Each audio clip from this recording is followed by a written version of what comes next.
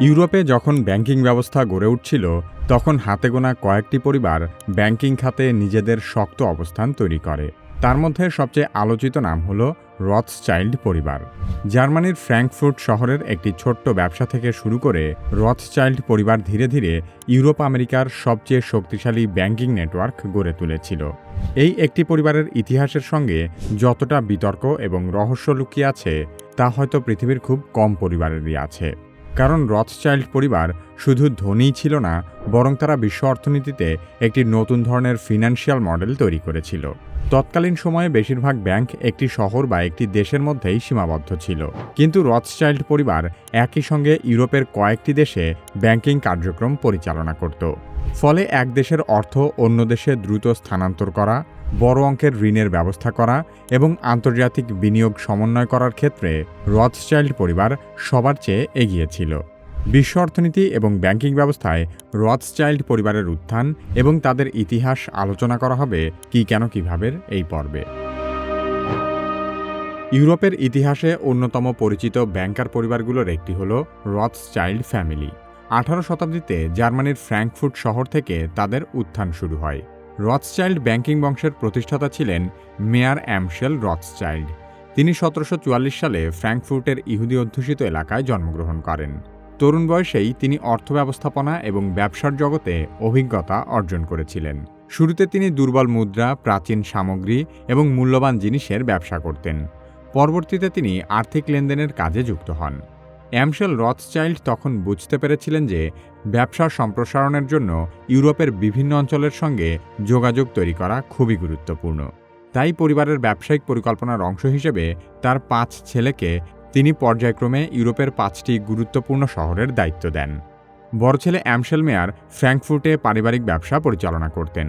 অন্যদিকে নাথান মেয়ার লন্ডনে, সলোমন মেয়ার ভিয়েনায়, কার্ল মেয়ার নেপলসে এবং জেমস মেয়ার প্যারিসে পারিবারিক ব্যবসার শাখা খুলে বসেন।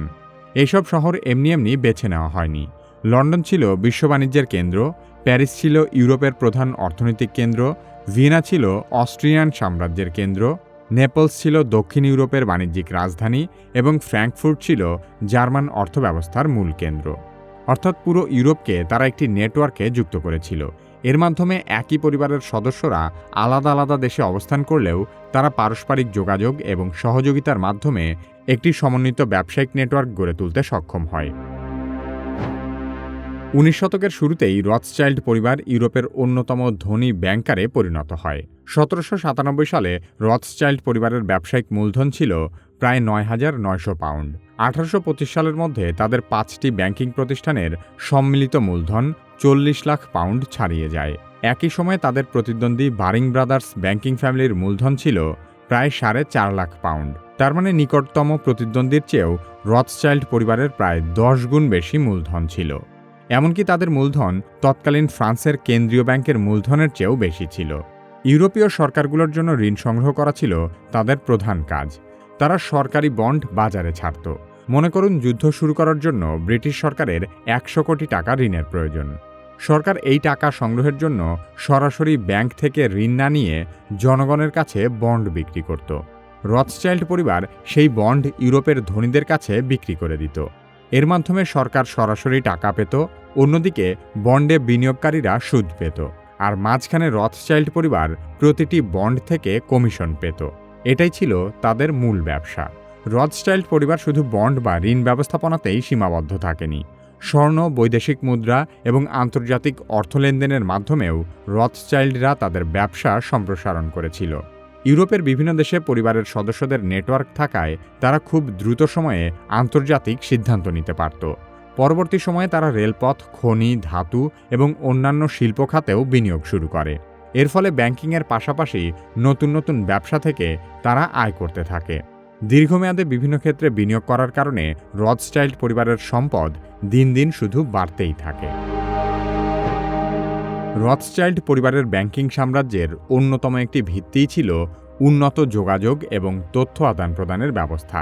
তারা পারিবারিক শাখাগুলোর মধ্যে নিজস্ব কুরিয়ার, দ্রুতগামী ঘোড়া, নদীপথ, সমুদ্রপথ, সাংকেতিক ভাষায় যোগাযোগ এবং পরবর্তীতে টেলিগ্রাফ ব্যবহার করে নিয়মিত তথ্য আদান-প্রদান করত। এসব যোগাযোগের মূল বিষয় ছিল বাজার দর, মুদ্রার বিনিময় মূল্য এবং স্বর্ণের দামের খবরাখবর।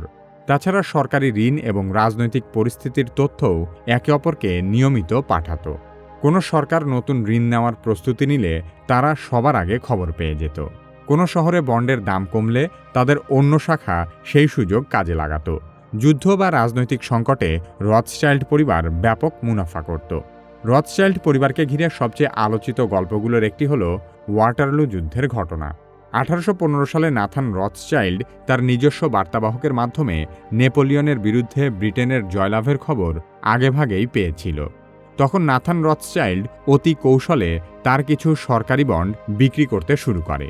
তখন বাজারের অন্যান্য বিনিয়োগকারীরা মনে করে নাথান যেহেতু বন্ড বিক্রি করে দিচ্ছে, তার মানে ব্রিটেন নিশ্চয়ই যুদ্ধে হেরে গেছে।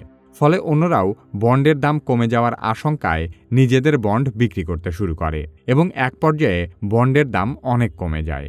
ঠিক সেই সময় নাথান রথস্টাইল্ড গোপনে গোপনে খুব কম দামে সেই বিপুল পরিমাণ বন্ড কিনে নেন। তার পরদিন যখন ব্রিটেনের বিজয়ের খবর প্রকাশিত হয়, তখন বন্ডের দাম আবারও রাতারাতি বেড়ে যায়। সেই একটিমাত্র বন্ড কেলেঙ্কারির ঘটনার মাধ্যমে রথস্টাইল্ডরা একদিনে কয়েক মিলিয়ন পাউন্ড মুনাফা করেছিল। সবার আগে তথ্য পাওয়াটা যে অনেক বড় সম্পদ, রথস্টাইল্ডরা এই বিষয়টিকে ভালোভাবেই অনুধাবন করতে পেরেছিল। তাই তাদের ব্যবসায়িক সাফল্যের অন্যতম একটি ভিত্তিই ছিল উন্নত যোগাযোগ ব্যবস্থা। 19 শতকে রথস্টাইল্ড পরিবার বিভিন্ন ইউরোপীয় সরকারের ঋণ সংগ্রহ এবং অর্থব্যবস্থাপনায় গুরুত্বপূর্ণ ভূমিকা রাখত। যুদ্ধ, অবকাঠামো নির্মাণ এবং সরকারি ব্যয়ের জন্য বিভিন্ন দেশের রাজারাও রথস্টাইল্ড পরিবারের কাছ থেকে ঋণ নিত। তাছাড়া ব্রিটিশ সরকারকে বিভিন্ন দেশে অর্থ এবং স্বর্ণ পৌঁছে দেওয়ার দায়িত্ব পালন করত রথস্টাইল্ড পরিবার। যুদ্ধক্ষেত্রে সেনাবাহিনীর বেতন, অস্ত্র কেনা এবং সরবরাহ ব্যবস্থা সচল রাখতে তাদের আন্তর্জাতিক ব্যাংকিং নেটওয়ার্ক গুরুত্বপূর্ণ ভূমিকা রাখত। রথস্টাইল্ডরা শুধু সরকারি ঋণেই সীমাবদ্ধ ছিল না। বিভিন্ন দেশের ব্যবসায়ী, শিল্পপতি এবং সরকারি কর্মকর্তাদের সঙ্গে তাদের ঘনিষ্ঠ যোগাযোগ ছিল। এই যোগাযোগ তাদের নতুন নতুন ব্যবসার সুযোগ এনে দেয়। শুধু তাই নয়, অতি অল্প সময়ে বিপুল পরিমাণ অর্থ সংগ্রহের জন্য রথস্টাইল্ড পরিবারের যথেষ্ট সুনাম ছিল। তাই কোনো দেশের বড় বড় প্রকল্পে রথস্টাইল্ডরা অংশগ্রহণ করলে সেসব প্রকল্পে বিনিয়োগকারীদের আস্থা বহুগুণ বেড়ে যেত। বর্তমানে রথস্টাইল্ড পরিবার আগের মতো একটি একক ব্যাংকিং সাম্রাজ্য পরিচালনা করে না। এই পরিবারের বিভিন্ন শাখা এখন আলাদা আলাদা প্রতিষ্ঠানে বিভক্ত হয়ে গেছে। তাদের সবচেয়ে পরিচিত প্রতিষ্ঠানগুলোর একটি হল রথস্টাইল্ড অ্যান্ড কো। এটি সেই আদি রথস্টাইল্ড পরিবার নিয়ন্ত্রিত একটি আন্তর্জাতিক আর্থিক সেবা প্রতিষ্ঠান। এর প্রধান কাজ হল কর্পোরেট পরামর্শ, সম্পদ ব্যবস্থাপনা, অ্যাসেট ম্যানেজমেন্ট এবং বেসরকারি বিনিয়োগ। প্রতিষ্ঠানটির 50টি দেশে 70টিরও বেশি কার্যালয় রয়েছে। রথস্টাইল্ড নামের আরেকটি বড় প্রতিষ্ঠান হল এডমন্ড ডে রথস্টাইল্ড। এটি রথস্টাইল্ড অ্যান্ড কো থেকে আলাদা একটি আর্থিক গোষ্ঠী। প্রতিষ্ঠানটি মূলত প্রাইভেট ব্যাংকিং ও সম্পদ ব্যবস্থাপনায় কাজ করে।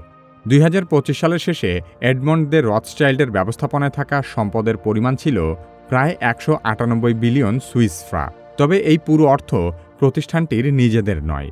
ধনী ব্যক্তি, পরিবার এবং বিভিন্ন প্রতিষ্ঠানের হয়ে তারা যে অর্থ ও বিনিয়োগ পরিচালনা করে, এটি হলো তার মোট পরিমাণ।